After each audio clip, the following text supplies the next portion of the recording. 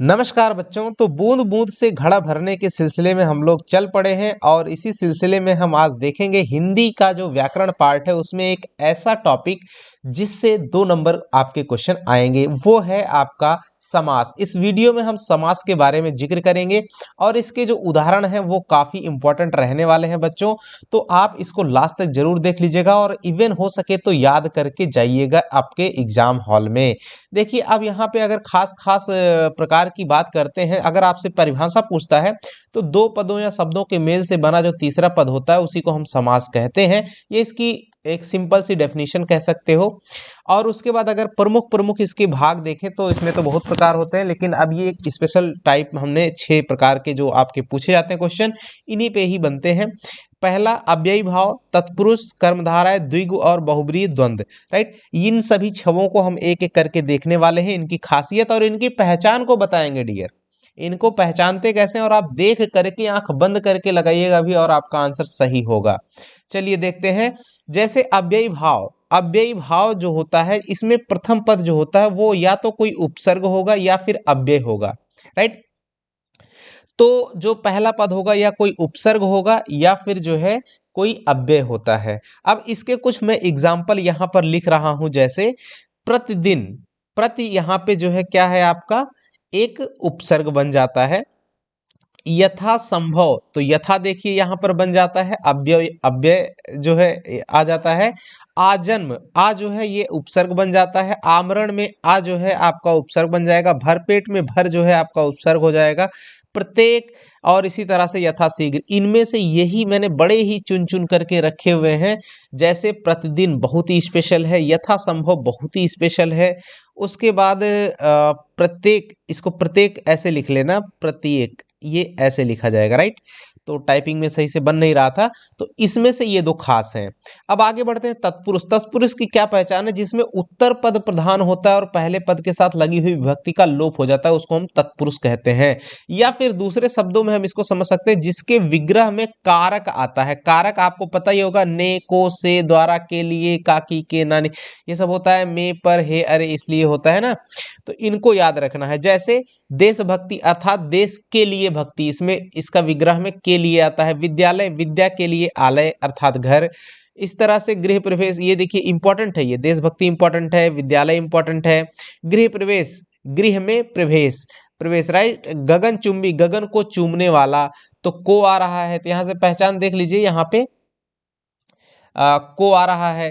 तो ऐसे ही चिड़ी मार मतलब चिड़िया को मारने वाला, चिड़ी मार, गगनचुंबी। रस भरा यानी रस से भरा हुआ। स्नान घर, स्नान के लिए घर। बलहीन, बल से हीन। देवालय, देव यानी भगवान के लिए, आलय अर्थात घर। तो इस तरह से ये काफी अच्छे अच्छे एग्जाम्पल हैं। अब आगे बढ़ते हैं। अगर कर्मधारय की, तो इसकी पहचान क्या होती है? जिसमें पहला या दूसरा पद या फिर दोनों पद विशेषण हो, और इसमें क्या होती है, एक्चुअली कंपैरिजन होता है। कंपैरिजन ही विशेषता बताती है। राइट, तो हम इसको इस तरह से समझ सकते हैं। तो अब देखिए, जैसे पीतांबर, पीतांबर का मतलब होता है पीला है अंबर। राइट, पीला है, पीला है, जो अंबर पीला हो, पीला है, हो जो अंबर, पीतांबर। राइट, पीला अंबर समझ सकते हैं। और नील गाय, जो गाय नीली हो, यानी कि गाय नीली, नीली इसकी विशेषता है। पीता मतलब होता है, पीत मतलब पीला होता है, तो अंबर मतलब वस्त्र होता है, तो वस्त्र पीला, पीला वस्त्र की बात कर रहा है, तो वस्त्र की विशेषता बता रहा है पीला। इसी तरह से गाय की विशेषता बता रहा है नीला। परम है जो ईश्वर, तो ईश्वर की विशेषता क्या है कि वो परम है। अगला है नील कमल, यानी कि कमल के समान नीला, तो कमल की विशेषता बता रहा है नीला। सज्जन, जो पुरुष सीधा साधा, सीधा साधा जन, तो सीधाई सधाई इसका जो है क्या है, विशेषता हो गई। महान है जो पुरुष, तो पुरुष की महानता जो है उसकी विशेषता हो गई। नीलोत्पल, नीला है जो उत्पल, तो नीला इसका विशेषता बता रहा है। महान है जो आत्मा, महात्मा हो जाएगा, तो महान इसकी आत्मा की विशेषता बता दिया। महान है जो वीर, महावीर। चरण कमल, यानी कमल के समान चरण, तो चरण की तुलना कमल से कर दी गई है। इसी तरह से नील कमल के समान, नील के समान कमल जो है नील कमल। राइट, तो सॉरी, नीला है जो कमल, तो ये नीला यहाँ पे नील कमल बन जाएगा। चरण कमल यानी चरण के कमल के समान चरण। तो इस तरह से आपको कंपैरिजन मिलेगा। इसमें से आपको बता दें, इसमें से आपको काफ़ी इंपॉर्टेंट है, जैसे पीताम्बर हो गया, नीलगाय, परमेश्वर, ये सारे के सारे इसमें काफ़ी अच्छे अच्छे हैं। इनको याद रखना, कर्मधारय में ये सब पूछे जाते हैं। नीलकमल पूछा जाता है, और महावीर हो गया, महात्मा, चरण कमल, ये सब काफ़ी इंपॉर्टेंट है। द्विगु समास की बहुत सिंपल सी विशेषता है, जिसके विग्रह में गिनती जैसा फीलिंग आए। कैसा? गिनती जैसा फीलिंग आए। जैसे त्रिलोक, त्रिलोक में त्रि मतलब होता है 3, पंचवटी में पंच मतलब होता है 5, अष्टाध्यायी में अष्ट मतलब होता है 8, पंच प्राण मतलब होता है 5 से स्टार्ट होगा, त्रिभुवन मतलब 3 भुवनों का समूह, तो यहाँ पे 3 फिर आ रहा है। चौराहा मतलब 4 राहों का समूह, यानी कि चौराहा। नवग्रह 9 ग्रहों का समूह यहाँ पे। तो इस तरह से आपको ये एक आइडिया लग जाएगा। त्रिलोक 3 लोकों का समूह, पंचवटी मतलब 5 वटों का समूह, अष्टाध्यायी 8 अध्यायों का समूह, पंच प्रणाम 5 लोगों का प्रणाम, राइट। तो इस तरह से होता है।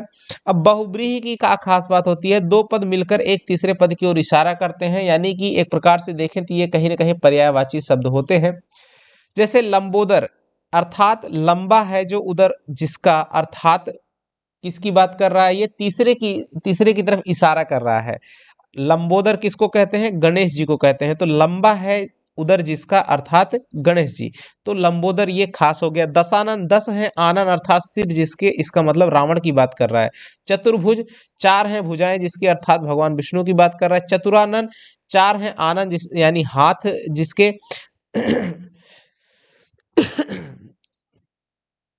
सॉरी, चतुरानन 4 हैं आनंद जिसके, अर्थात ये भगवान उसकी क्या कहते हैं, बजरंगबली की बात कर रहा है, हनुमान जी की।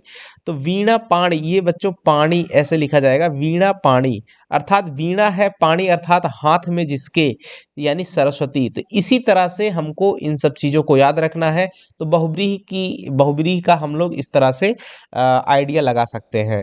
द्वंद्व तो बहुत ही आसान, सबसे आसान होता है। इसमें इसकी एक खास पहचान होती है कि अगर योजक चिन्ह आ रहा है, जैसे बीच में ये डैश का लाइन आता है, जैसे रात दिन। और दूसरी क्या खास बात होती है कि जो दोनों पद होते हैं एक दूसरे के विलोम शब्द होते हैं, ये एकदम खास। जैसे रात का उल्टा दिन या दिन का उल्टा रात, ये सबसे सिंपल पहचान है द्वंद्व की। द्वंद्व मतलब द्वंद्व ही होता है दोनों शब्दों में। तो बेटा बेटी, बेटा का उल्टा बेटी, बेटी का उल्टा बेटा, लेन का उल्टा देन, राइट। इसी तरह से लूला लंगड़ा, लूला का उल्टा लंगड़ा, धर्माधर्म, राइट। इसका मतलब होता है धर्म और अधर्म। क्या? धर्म और अधर्म, अधर्म। अब यहाँ पे धर्म का उल्टा अधर्म, अधर्म का उल्टा धर्म।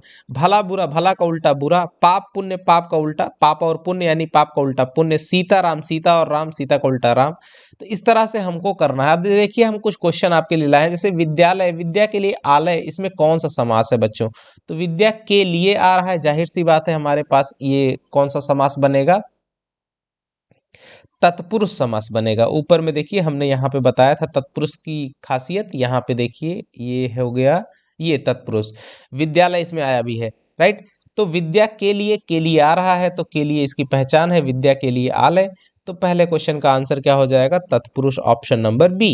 दूसरा, प्रतिदिन में कौन सा समास है? प्रतिदिन, तो इसमें कौन सा समास होगा? अव्ययी भाव। ऊपर में देखिए एग्जाम्पल में आपको मिल जाएगा, अव्ययी भाव इसका करेक्ट आंसर हो जाएगा। अगले क्वेश्चन की तरफ बढ़ते हैं। 2 पदों या शब्दों के मेल से बना तीसरा पद क्या कहलाता है? समास कहलाता है। ये परिभाषा में है। और उसके बाद अगर अगले क्वेश्चन की बात करते हैं, यथा संभव, यानी जितना संभव हो सके, तो यथा ये भी आपका अव्ययी भाव का उदाहरण हो गया। अगला है नीला है जो कमल, अर्थात नील कमल। नीला है जो कमल, तो कमल की विशेषता बता रहा है कौन? नीला। तो यहाँ पे क्या हो जाएगा आपका? कर्मधारय समास बन जाएगा, राइट। तो इस तरह से हमने इसके 5 क्वेश्चन देखे। अब छठे क्वेश्चन की बात करते हैं। जिस समास में उत्तर पद यानी कि बाद वाला पद प्रधान और पहले पद के साथ लगी हुई विभक्ति का लोप हो जाता है, वहां कौन सा समास होता है? तो भैया पहली विभक्ति का लोप हो जाता है, अर्थात उसमें कारक आते हैं, तो वो तत्पुरुष समास होता है। आंसर ए सही हो जाएगा। अगला है पाप पुण्य, मैंने बताया योजक चिन्ह के साथ और साथ ही साथ एक दूसरे के विलोम होते हैं, तो कौन सा हो जाएगा आपका? द्वंद्व। इसमें क्या हो रहा है? द्वंद्व।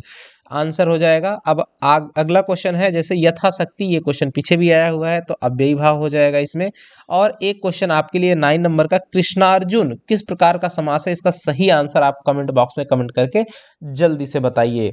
ठीक है बच्चों, अभी और भी 1-2 टॉपिक्स बचे हुए हैं, आपको शाम तक वीडियो जरूर अवेलेबल करा दिया जाएगा।